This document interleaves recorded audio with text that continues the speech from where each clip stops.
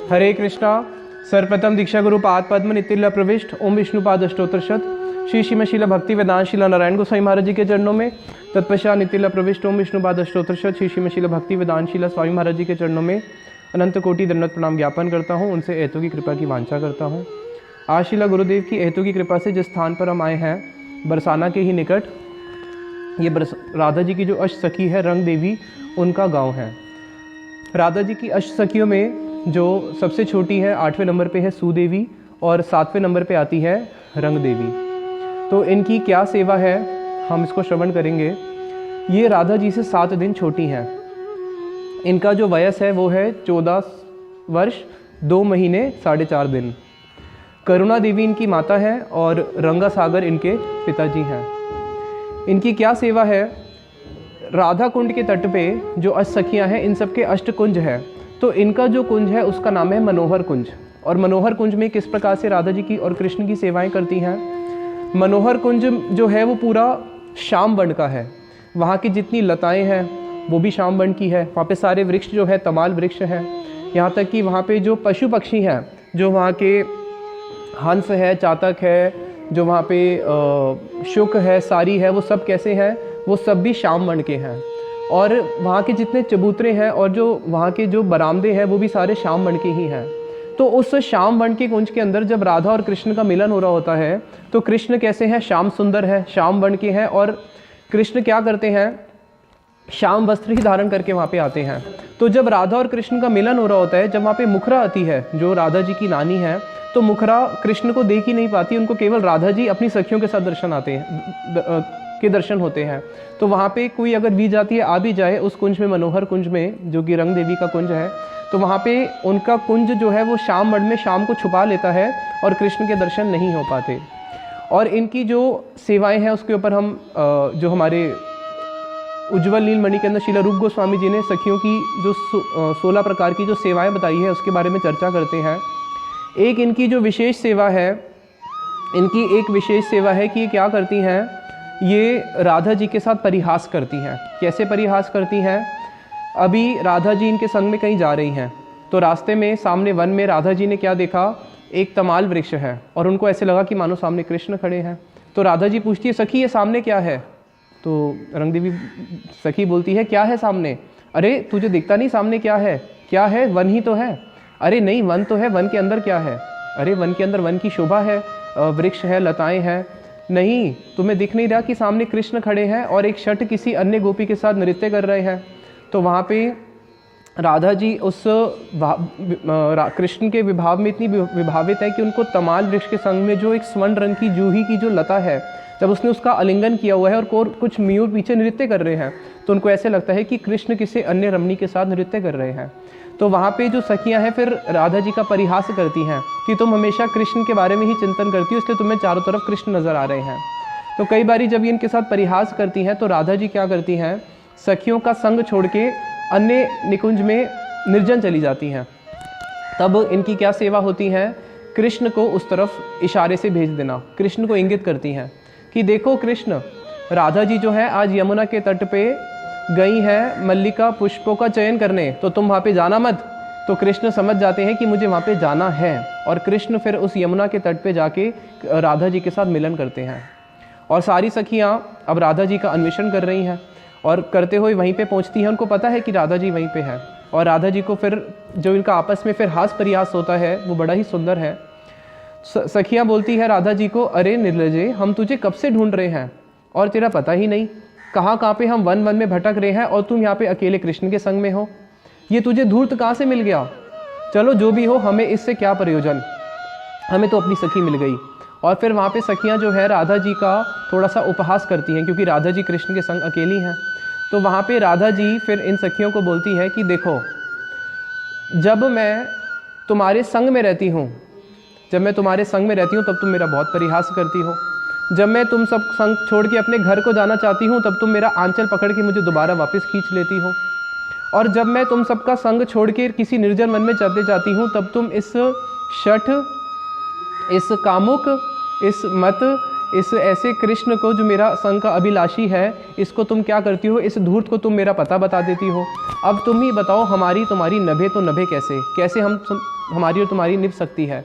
One में तुम मुझे जाती हो तो कृष्ण को भेजते हो, घर जाती हो तो वापस खींच लाते हो, तुम्हारे संग रहती हूँ तो बहुत परिहास करते हो। तो वहाँ पे फिर मैं जब वन में जाती हूँ, राधा जी सखियों को बोल रही है कि जब मैं वन में जाती हूँ, वहाँ की जो कंटक लताएं हैं मैं उनको अपनी सखी मान लेती हूँ और वो मेरी फिर कृष्ण से रक्षा करती है। तो फिर सखी बोलती है कि अच्छे राधे, एक बात बताओ कि हमने ये मान लिया कि वो जो कंटक लताएं हैं वो तुम्हारी रक्षा करती हैं, और दिख भी रहा है कि कृष्ण के अंग जो हैं शत विशत हुए हैं, और निश्चित रूप से उन्होंने तुम्हारी रक्षा करी होगी जब कृष्ण तुम्हारे पास आए होंगे। लेकिन ये बड़ा आश्चर्य की बात है कि वो जो तुम्हारी लताएं, जो तुम्हारी सखी हैं, उन्होंने कृष्ण के अंग को तो शत विशत किया, लेकिन तुम्हारे अंग पे भी घाव है, तो तुम्हारे अंग को शत विशत तो कृष्ण से भी कहीं अधिक किया हुआ है, ये कैसे संभव है? ये तो हमें बहुत बड़ा आश्चर्य नज़र आता है। अब वहाँ पे वो परिहास कर रही हैं। तो फिर जो राधा जी हैं, जो ललिता है, ललिता बोलती है नहीं, जाने दो, कि ये तो कृष्ण से अपनी रक्षा करने के लिए इधर निकुंज में कोई ना कोई कंटक लताएं राधा जी को लग गई होंगी। वो क्या है? राधा और कृष्ण के प्रेम चिन्ह हैं, जो कि बहुत उन्नत उज्जवल रस की बातें हैं। तो वहाँ पे जब कृष्ण है, कृष्ण के मन में इच्छा होती है कि मैं राधा जी के कुछ गुणों को श्रवण करूँ। तो सखी की एक ये सेवा है कि क्या करती है, राधा जी के गुणों का वर्णन करती है। राधा जी के गुणों का वर्णन करके कृष्ण के मन को अपनी ओर आकृष्ट करती है। क्या वर्णन करती है?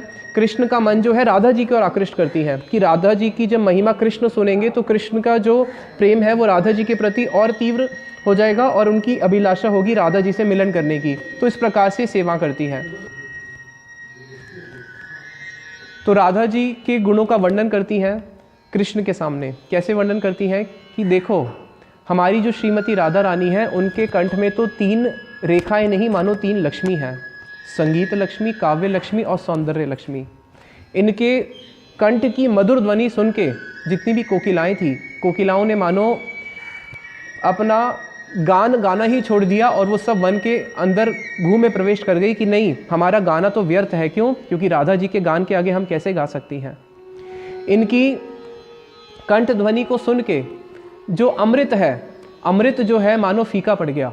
अमृत ने सोचा कि अभी तक तो मैं अमृत था, लेकिन राधा जी के मुख से जो वचन रूपी जो अमृत निकलता है, उस अमृत के आगे तो मेरा जीना ही व्यर्थ है। तो अमृत ने भी अपने आप को निरर्थक समझ लिया। यहाँ तक कि जितना वीणा वादन है, वीणा वादन ने भी बजना छोड़ दिया, ये समझ के कि हमारा बजाना भी निरर्थक है, राधा जी का कितना सुंदर कंठ है। राधा जी के कंठ की शोभा देख के जो शंख है, शंख ने मानो समुद्र की वापस पुनः शरण ले ली कि नहीं नहीं, हम इस धरती पे और नहीं रहेंगे। क्यों? क्योंकि राधा जी के कंठ के आगे हमें लज्जा आती है कि हमारा तो सौंदर्य कुछ है ही नहीं। तो अब राधा जी के कंठ की उपमा दें तो दे किससे? ना तो हम शंख से दे सकते हैं, ना ही किसी अन्य वस्तु से दे सकते हैं। राधा जी के नेत्र कैसे हैं? एक नीति है, नीति कहती है, सखी बोल रही है कृष्ण के सामने कि कृष्ण देखो, नीति कहती है कि अगर कोई रास्ते में जा रहा हो किसी यात्रा में और उसको कमल पक्षी के ऊपर खंजन पक्षी, कमल पुष्प के ऊपर खंजन पक्षी बैठा हुआ दिख जाए तो उसकी यात्रा सफल होती है। तो मानो राधा जी के मुख कमल पे जो उनके नेत्र हैं वो खंजन पक्षी हैं। तो विधाता ने राधा जी के मुख कमल पे खंजन पक्षी बिठा दिए 2 नेत्रों के रूप में, जिससे कृष्ण के जो नैनों का जो यात्रा है, कृष्ण के नैनों की जो यात्रा है वो सफल करने के लिए। और कृष्ण के नेत्र कैसे हैं? सखी देखो, कृष्ण के नेत्र कैसे हैं, राधा जी के नेत्र कैसे हैं। राधा जी के नेत्र कैसे हैं? कृष्ण के जो नेत्र है वो एक भ्रमर स्वरूप है, और भ्रमर क्या करता है, जब कमल को देखता है तो बड़ा प्रफुल्लित होता है। तो कृष्ण के नयनों को प्रफुल्लित करने के लिए राधा जी के नयन क्या है, मानो राधा जी के नयन जो है वो नील कमल है, और उन नील कमल को देख के कृष्ण के जो भ्रमर है वो आनंदित हो जाते हैं। और अब नील कमल कब खिलता है? चंद्रमा को देख के। तो ये नील कमल हमेशा खिला रहे, इसलिए विधाता ने क्या किया, राधा जी के जो 2 गंड है, 2 गंड पे क्या किया, दोनों की तरफ एक एक चंद्रमा को प्रकटित कर दिया, जिस चंद्रमा के कारण राधा जी के नेत्र खिले रहे और कृष्ण हमेशा आनंदित रहे। और राधा जी की कैसी शोभा है, बताया कि इस जगत में जो सुमेरु पर्वत है उससे अनेकों नदियाँ निकलती हैं और वो जाके खारे पानी के समुद्र में मिल जाती है। लेकिन राधा जी के मुख से जो हास्य रूप, अमोद प्रमोद रूप, जो स्वर रूप व्यंजन निकलते हैं, जो अमृत निकलता है, कृष्ण के गुणगान निकलते हैं, वो कैसे हैं, जो कृष्ण रूपी महासागर में जाके मिल जाते हैं। अरे बताओ तुम, ऐसा कौन सा भ्रमर होगा जो इतने सुंदर कमल को छोड़ के जो दसों दिशाओं में अपनी सुगंध का विस्तार करता है, ऐसे कमल को छोड़ के जो क्या करेगा, कंटक में लताओं के पास जाएगा। मानो कृष्ण जो है, क्या कभी राधा जी को छोड़ के चंद्रावली के पास जा सकते हैं? नहीं सखी, कदापि नहीं। कृष्ण कभी भी राधा जी को छोड़ के चंद्रावली के पास नहीं जा सकते। और हमारी राधा जी कैसी हैं? बताया कि ब्रह्मा जी ने जब राधा जी को देखा तो उनके हृदय में हुआ कि मैं भी सुंदर सृष्टि करूँगा। तो ब्रह्मा जी ने जब राधा जी को देख के सृष्टि करना शुरू किया, उन्होंने सबसे पहले किसका सृष्टि किया? कमल का और चंद्रमा का। लेकिन जब तुलना करके देखा तो क्या देखा कि ये दोनों तो निरर्थक हैं। तो जैसे कोई अपने काम पे गलत हो तो उस पर वापस स्याही डाल देता है। तो ब्रह्मा जी ने क्या किया? चंद्रमा के ऊपर वापस कलंक लगा दिया और कमल के ऊपर वापस स्याही पोत दी कि नहीं नहीं, इसकी तो कोई तुलना ही नहीं है। तो राधा जी को छोड़ के क्या कभी कृष्ण चंद्रावली के पास जा सकते हैं? नहीं नहीं, ये भ्रमर कभी भी, कृष्ण रूपी भ्रमर राधा जी को त्याग नहीं कर सकते। तो इस प्रकार से सखियाँ क्या करती हैं? एक इनकी सेवा है कृष्ण के सामने राधा जी का गुणगान गाना और आपस में परिहास करना। और कई बारी तो ये वाक चतुराई में राधा और कृष्ण दोनों को पराजित कर देती हैं। किस प्रकार से? राधा जी कृष्ण को देख के बोलती हैं कि कृष्ण देखो, सामने जो तमाल वृक्ष है जिसका बड़ा ही सुंदर एक लता ने आलिंगन किया हुआ है, इससे पता चलता है कि तमाल वृक्ष कितना सौभाग्य है कि लता इसका आलिंगन कर रही है, क्योंकि लता राधा स्वरूप है और तमाल कृष्ण स्वरूप है। कृष्ण बोलते हैं नहीं प्रिय, सौभाग्य तो इस लता का है कि इस लता ने इस तमाल वृक्ष का आलिंगन किया। तो वहाँ पे राधा जी बोलती है नहीं, सौभाग्य है इस वृक्ष का, और कृष्ण बोलते हैं सौभाग्य इस लता का है। तो वहाँ पे जो सखियाँ हैं वो बोलती हैं कि देखो, जो सौभाग्य है लता का और वृक्ष का, उनसे भी ज़्यादा सौभाग्य हमारा है जो हम उस शोभा का दर्शन कर रही हैं। अर्थात कि जब कृष्ण और राधा जी का मिलन हो रहा है तो सौभाग्य तो हम गोपियों का है जो हम तुम्हारा मिलन का दर्शन करके आनंद की अनुभूति कर रही हैं। तो ये सखियों की सेवा है जिसमें सखियाँ क्या करती हैं? राधा कृष्ण का आपस में मिलन कराती हैं और कई बारी कृष्ण को डांट फटकार भी देती हैं। जब देखती हैं कि कृष्ण जो है राधा जी से मिलने के लिए जब कृष्ण आते हैं तो उस प्रेम को बढ़ाने के लिए तो ये सखियाँ क्या करती हैं? कृष्ण को भी शासन कर देती हैं। कृष्ण को बोलती हैं कि हे कृष्ण, तुम पूतना अर्दन हो, तुमने बचपन से ही पूतना का वध किया, तो बचपन से ही जब तुमने नारी वध सीख लिया तो इसलिए तुम्हारा जो हृदय है बहुत कठोर हो चुका है, इसलिए खबरदार हमारी स्वामिनी के पास आना मत, हमारी स्वामिनी बहुत कोमल है। और कृष्ण कहते हैं कि जब राधा जी मेरे पास आती हैं तब तो तुम शासन नहीं करते, आज मैं कृष्ण, जब मैं राधा जी के पास आ रहा हूँ तो मेरे ऊपर क्यों शासन कर रही हो? तो सखियाँ बोलती हैं कि देखो कृष्ण, इस जगत में भी देखने को मिलता है कि जो लता है वो वृक्ष का आलिंगन करती है, वृक्ष कभी लता का आलिंगन नहीं करते, इसलिए हमारी स्वामिनी जी जब तुम्हारे पास आएगी तो उसमें तुम्हें प्रीतिपूर्वक उनको स्वीकार करना पड़ेगा। लेकिन जब तुम आओगे तो हम तुम्हारे को क्या कर सकती हैं? हम तुम्हें डांट फुटकार के वापस भेज सकती हैं, क्योंकि वृक्ष कभी लता का आलिंगन नहीं करता, लता कर सकती है। तो इस प्रकार से ये बहुत सेवाओं में दक्ष होती है। और एक विशेष सेवा है पति की वंचना करना। पति की वंचना करना, जो राधा जी हैं उनका विवाह हुआ है अभिमन्यु से, तो अभिमन्यु की वंचना करना किस प्रकार से? जिसमें सखी जो होती है राधा जी के पति की वंचना करती हैं और उनको शिक्षा देती हैं कैसे पति की वंचना करनी है। कृष्ण एक ब्राह्मण का रूप धारण करके आए हैं जावट में कुछ भिक्षा मांगने के लिए, ताकि मैं कृष्ण के दर्शन कर पाऊँ, राधा जी के दर्शन कर पाऊँ। राधा जी की सास और ननद जटिला कुटिला राधा जी को घर के बाहर कई दिन हो गए जाने नहीं दे रही। तो कृष्ण जब ब्राह्मण का रूप धारण करके आते हैं, घर में अभिमन्यु भी है, तो सखी क्या बोलती है? सखी कहती है कि देखो अभिमन्यु, ये जो ब्राह्मण दूध की भिक्षा लेने आया है और काली या सफ़ेद गाय की दूध से भिक्षा देने से हमारा जो पूजा है वो पूरी सफल नहीं होगी। हमारी पूजा का अर्थ हमें तभी मिलेगा जब हम क्या करेंगे? इसको लाल गाय का दूध देंगे। तो जाओ अभिमन्यु, तुम लाल गाय का दूध लेके आओ और उस दूध से हम इसको जब भिक्षा देंगे तो हमारी पूजा सफल हो जाएगी। तो अभिमन्यु की वंचना कर देती हैं और अभिमन्यु चले जाते हैं, पीछे से राधा कृष्ण का मिलन कराती हैं। तो अनेक प्रकार से ये सेवाएं करती हैं। कृष्ण का तिरस्कार करना, पति की वंचना करना, राधा कृष्ण के आपस में एक दूसरे को मिलन कराना, गुणगान गाना। इसलिए श्रील रूप गोस्वामी जी उज्ज्वल नीलमणि में बोलते हैं, प्रेम लीला विहारणम सम्यक विस्तारिका सखी। प्रेम लीला विहारणम सम्यक विस्तारिका सखी। कि सखी कौन है? जो क्या करती है? प्रेम लीला विहारणम, उस प्रेम लीला का जो विहार में क्या करती है? सम्यक विस्तारिणा, सम्यक रूपेण उसका विस्तार करती है राधा कृष्ण की लीलाओं का। इसलिए ये सखियों की सेवाएं होती हैं। और इनकी एक विशेष सेवा क्या है? इनकी एक सेवा है जो शुक सारी हैं, मृग मृगिणी हैं, उनको ये राधा जी की गुणगान सिखाती हैं। और राधा जी फिर क्या करते हैं, ये क्या करती हैं, शुक सारी राधा जी के गुणों को गान करते हैं, जिसको राधिका अष्टक के नाम से भी हम लोग जानते हैं। कुमकुमाक्त कांचनाब्ज गर्वहारी गौरभा पीतनांचिताब्ज गंध कीर्ति निंदी सौरभा बल्लवेश सूनो सर्ववंतितार्थ साधिका मय्यमात्म पाद पद्म दास्य दास्तु राधिका। कि मैं किसका दास्य स्वीकार करता हूँ, राधिका जी का। वो कैसी है, कुमकुमाक्त कांचनाब्ज गर्वहारी गौरभा, जिनका जो वर्ण है वो क्या करता है, स्वर्ण रूपी कमल के भी गर्व को परास्त कर देता है।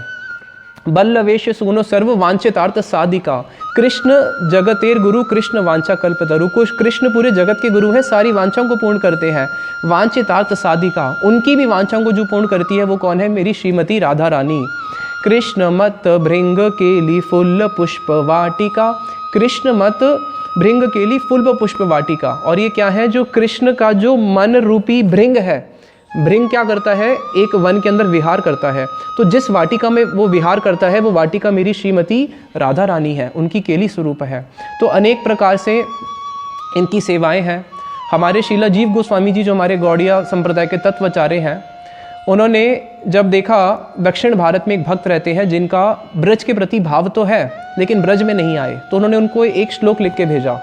क्या श्लोक है वो, अनाराध्य राधा पदाम्बोज रेणुम न आश्रित्य वृंदावन आट्विम असंभाष्ये तद्भाव गंभीर चित्तान कुतः श्यामरस सिंधु स्वगाह। कुतः कैसे संभव हो सकता है कि कोई उस श्याम सुंदर के रस रूपी सिंधु में स्नान करे जब तक कोई राधा जी के चरणों का आश्रय ग्रहण नहीं करता। अनाराध्य राधा पदाम्बोज रेणुम, जब तक राधा जी के चरणों का आश्रय ग्रहण नहीं किया, जब तक उनका जो वृंदावन धाम है उसका चरणों का वृंदावन धाम का आश्रय ग्रहण नहीं किया, उनके भक्तों का आश्रय ग्रहण नहीं किया, तब तक वो कभी भी इस ब्रज के रस में प्रवेश नहीं कर सकता। तो तीन चीज़ें करनी पड़ेगी, वृंदावन धाम का, राधा जी के चरणों का और उनके भक्तों का आश्रय लेना पड़ेगा, तब जाके कोई इस वृंदावन के रस को समझ सकता है। इसलिए हमारे श्रीला प्रबोधानंद सरस्वती पाद जी कहते हैं, राधा केली निकुंज विथिषु चरण राधा अभिधाम उच्चरण, कि मैं इस केली, जो राधा जी की केली की जितने भी निकुंज हैं जहाँ पे राधा जी की केलियाँ हुई है, मैं इस निकुंजों में क्या करूँगा, विचरण करूँगा। कैसे विचरण करूँगा, राधया अनुरूपम एवं परमम धर्म रसुच्चारयन, राधा राधा राधा बोलते हुए। और मन में भाव कैसा रखूँगा, जो राधा जी की सखियाँ हैं, जैसा राधा जी के प्रति भाव रखती है उसी भाव का आचरण करते हुए, राधा चरणाम भुजम परिचर्यान उपचरम मुदा। और मैं क्या करूँगा, राधा जी के सखियों का भाव अपने हृदय में धारण करते हुए ये जो सारा स्थान है यहाँ पे क्या करूँगा, राधा जी की परिचर्या करूँगा, राधा जी की सेवा करूँगा। इसी भाव से ही हम लोग इस ब्रज धाम में प्रवेश कर सकते हैं, तभी हम समझ सकते हैं कि ये ब्रज भूमि क्या है, ये ब्रज रस क्या है। तो ये जो सखियाँ हैं, इन सखियों के यहाँ पे हम पुनः पुनः प्रणाम करते हैं और इनसे वांछा करते हैं कि हमारे अंदर भी ये ब्रज का लोभ जागे। नरोत्तम दास ठाकुर जी की एक प्रार्थना के साथ, कंदर्प कल उद्गारे छिंडी बे कांठेर हारे लता गृहे पड़िया खसिया ए दासी नियुक्त हबे से घार गुंठे ते कबे ए दासी नियुक्त हबे। कह रहे हैं कंदर्प कला उद्गारे, जब उस निकुंज के अंदर कंदर्प की लीलाएं हो रही हैं और उस लीला के अंदर राधा कृष्ण का आपस में कला युद्ध हो गया, तो उसमें क्या होता है, छींडी वे कांटेर हारे, राधा जी का जो हार है मोतियों का टूट के पूरा नीचे बिखर जाता है। फिर क्या होता है, जब वो बिखर जाता है, से हार गूंठे थे कभी ए दासी नियुक्त हबे, कब ऐसा होगा कि मैं राधा जी की उस आज्ञा को, इशारे को समझ के मैं उस जो मोतियों के जो माला के जो हार बिखर गए हैं उसको परोसूंगा। यही हमारी सेवा है। तो ये हमारे गुरुवरों ने हमें इतना ऊंचा स्थान दिखा दिया, इतनी ऊंची सेवाएं दिखा दी। तो यहाँ पे हम इन अष्टसखियों के गांव में इन अष्टसखियों से यही प्रार्थना करते हैं कि कब ऐसा होगा कि हम भी उस लीला में प्रवेश कर पाएंगे। यही हमारी वांछा है और यहीं पे हम वाणी को विश्राम देते हैं। निताई गौर प्रेमानंदे, हरि हरि बोल।